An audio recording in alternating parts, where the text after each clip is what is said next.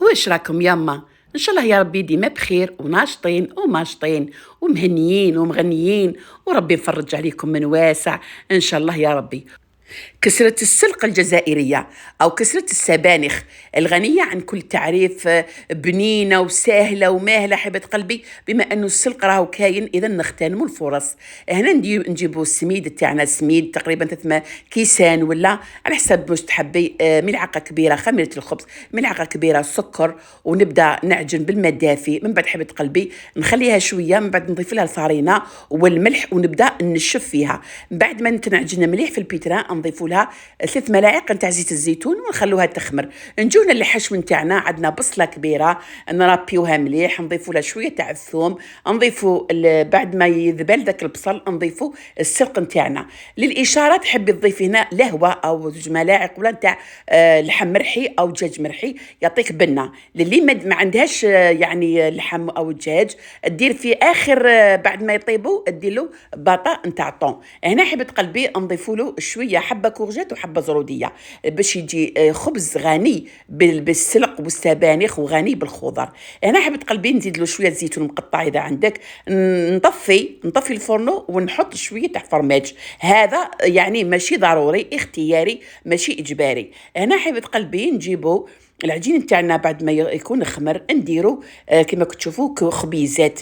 هنا الخبيزات حبيبتي انا درت ضربه واحده، يعني خبزه كبيره. انت تحبي خبيزات الصغار يعني ثاني كما تحبي، لكن انا هنا درت خبيزات كبار باش نكمل ليه. اذا جاوني 4 خبيزات كما كتشوفي، يعني شابين. قيس الطاجين، قيس المقله ولا الطاجين وين نطيبهم. نحلهم هكذا مليح غير بصبحتيه، ونركز على الاطراف. نركز في الاول هنا على الوسط، هنا نركز شويه على الوسط، ونحط الحشو نتاعي نوسيها نطاليها مليح او نحطه مليح حبه قلبي هكذا على الخبزه، باش تجي الخبزه تاعك يعني مشبعه. هذا الحشو يعني معمره، مش تجي غير كويره، لا. وتوصي حبيبتي، توصي بالحشو، والحشو صحي، سبانخ ولا سرق مع خضر، بصل، وخاصه اذا كان البصل اخضر يجي ولا اروع. هكذا حبيبه قلبي. من بعد نقفل العجين نتاعي بسهوله. شوفي يعني ماشي ما فيهاش كامل يعني خدمه كبيره، في وقفه حبيبتي توجديهم. هذه خبزة السلق كان يديروها لنا اماتنا. كاين خبزة الاعشاب ثاني نديروها بالاعشاب في وقت الربيع، خبزة البسباس، يعني كاين بزاف. هنا نلموهم كيما هكذا حبيبتي، هكذا ونكملوا كامل 4 خبزات اللي عندي. من بعد ندير طاجين يسخن ونبدا نجبد بالخبزه ونخبزها. على الاطراف، على الاطراف. كي نحطها في الطاجين نركز على الوسط. هنا نخبزها غير شويه برا، لكن كي نحطها في الطاجين نبدا نخبزها مليح، تنخبز معاك بسهوله، تنخبز وتجيك رقيقه. فهمتي حبيبتي؟ ما تخبزيهاش على برا، خبزيها غير شويه، لكن الداخل كي تحطيها بالبابي تاع الطبخ، تحطيها في الطاجين تخبزيها مليح، تخبزيها وشك باغيه. فهمتي؟ حتى وتجيك شويه مثقوبه، ما تخافيش منها حبيبتي، راهي طيب وما تبانش كامل. هنا حبيبتي هكذا خبزه بخبزه، ونقصوا للفرن، يعني كذلك نقصوا للفرن على ماشي متوسط، اقل من المتوسط، باش تطيب الخبزه وتتحمر وتطيب مليح حبيبتي.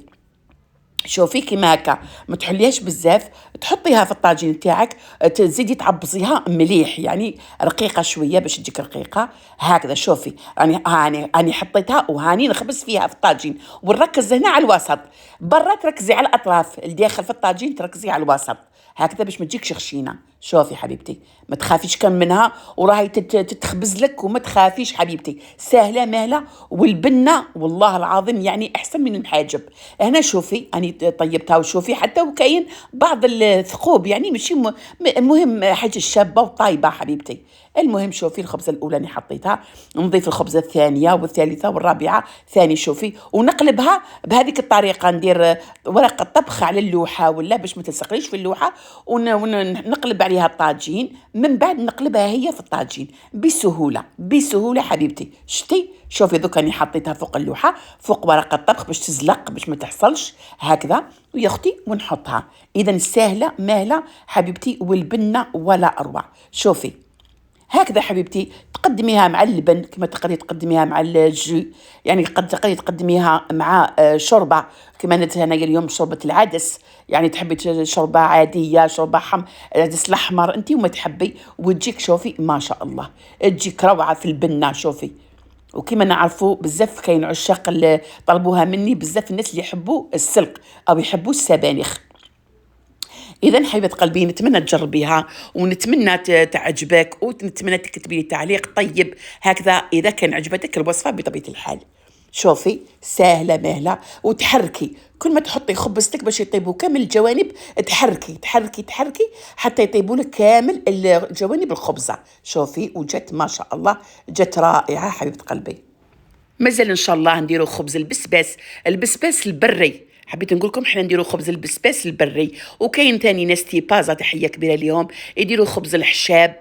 خبزه الحشاب ثاني تجي ما شاء الله، كما كان عندنا في الجزائر خبز من جهه الغرب، من جهه الجنوب خبز الشحمه كذلك يجي رائع، وكما راكم تشوفوا جات اكثر من رائعه.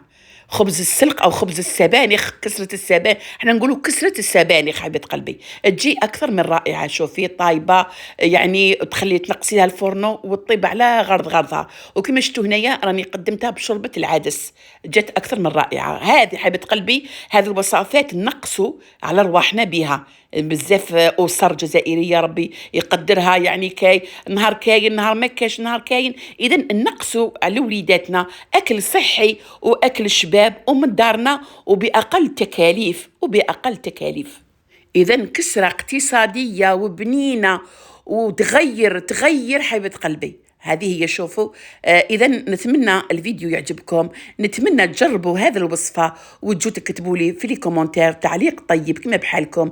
ربي يحفظكم، شهيه طيبه، ونقول لكم جمجمولي سلام.